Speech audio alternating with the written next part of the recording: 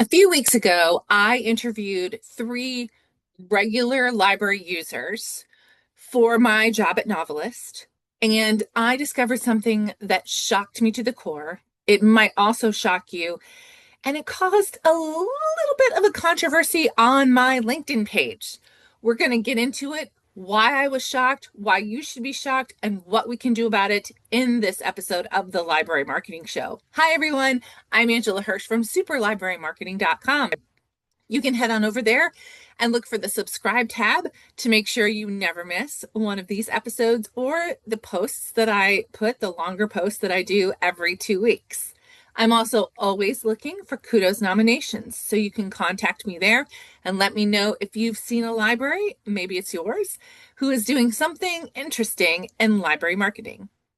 We're going to begin today's episode with kudos, which is going to the Manistee County Library.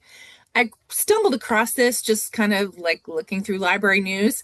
Manistee does a thing, it looks like every quarter, where they write a list of book recommendations and they submit it to a local media source. I'm going to put a link to this down below, but it looks like they've written the whole article themselves, including beautiful photos of the books. This was a list of Christmas books. I know this is going to publish after Christmas, but I just think this is a fantastic way to reach a new audience and to show that your library has expertise in book recommendations. And this ties into today's main topic of the Library Marketing Show. So I want to give kudos to the Manistee County Library. Let's get into today's topic. So I told you that I interviewed these three regular library users. One of them was a person who came into the library infrequently. One comes in more frequently but doesn't want to talk to anybody. And the third one is kind of a browser. And when I asked all three of them where they get book recommendations, they listed a whole bunch of other places besides the library. And I said, have you ever talked to the librarian about book recommendations? And all three of them said, I never even thought that was a thing I could do. And I think this is a library problem because we assume that people know they can come to us for reading recommendations, but clearly they don't. And I posted about this on LinkedIn, and one of my followers responded, and I really appreciate this person's honesty. She said, I normally love your post, but not today. The last thing frontline staff need to hear is that there's another problem we should solve. Most libraries do everything possible with the resources we have, and still people come in saying, I don't know about. Signs and posts only go so far in people, and people don't stop to read them.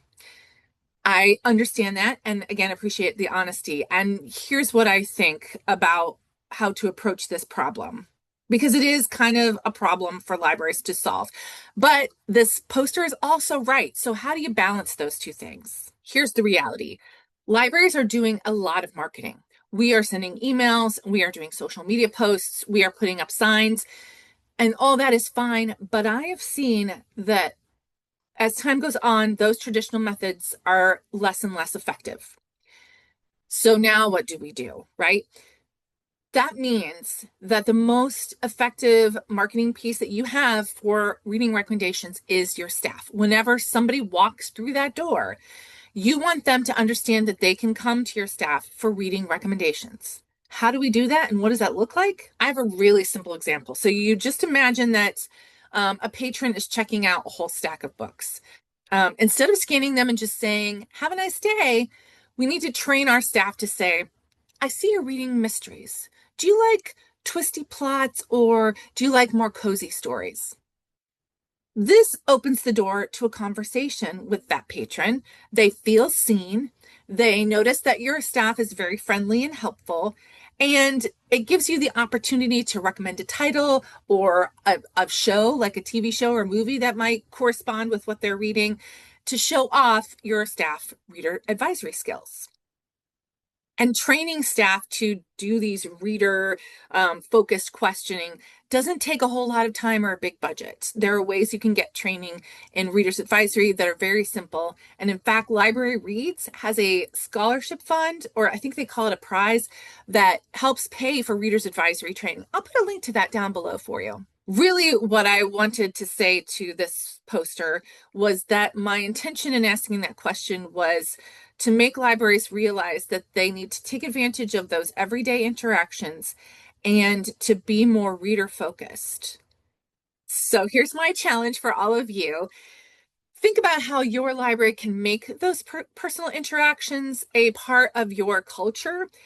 Because the truth is, the readers want our reading recommendations and they just don't know how to ask or that they can ask.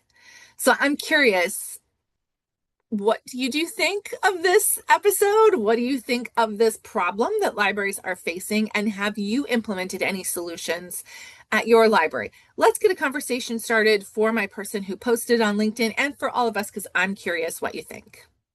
That's it for today's episode of the Library Marketing Show, but my channel is full of other tips for library marketing. If you're interested in learning more, head to the next video and I'll meet you there.